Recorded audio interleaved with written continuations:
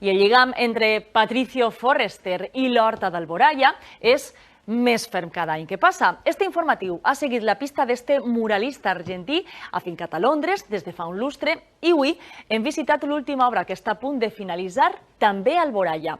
Ens ha contat que, en un horitzó no molt llunyà, vol establir a València la seva pròpia escola d'art mural. Mans a l'obra es troba Patricio Forrester entre la Patacona i el Carrixet. Fa 2 anys que té este esbós al cap, un gran naufragi de 36 metres de llarg que evoca els conflictes internacionals.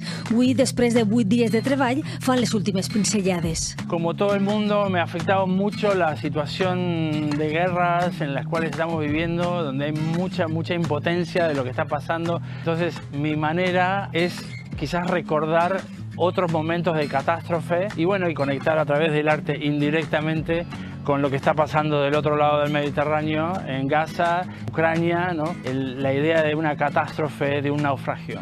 I en esta ocasió no ha vingut a soles. 3 alumnes becades de la seva escola de Londres l'acompanyen gràcies a una campanya de micromecenatge. Viuen acollides en famílies d'Alboraya i pinten en este 10è mural de Forrester, que consolida la seva relació artística amb esta horta a la vora de la mar i ens anuncia nous propòsits. Y después de hacer 10 murales en Alboraya, estamos planeando crear la Escuela Valenciana de Muralismo a 4 años más o menos y también involucrar a otros muralistas valencianos para que vengan a enseñar a la escuela. Nuestro foco es la participación, no es solamente el muralismo, sino involucrar a los demás en el proceso creativo. La relación que tiene el mural con el ambiente donde está enclavado y la participación de la gente local o los usuarios. Un lligam que hem vist en totes les seues obres, des d'aquella tia Tomaca, que pinta a soles, fins a este naufragi, amb tot un equip artístic que amb colors interpel·len l'horta, a qui la treballa i a qui la passeja.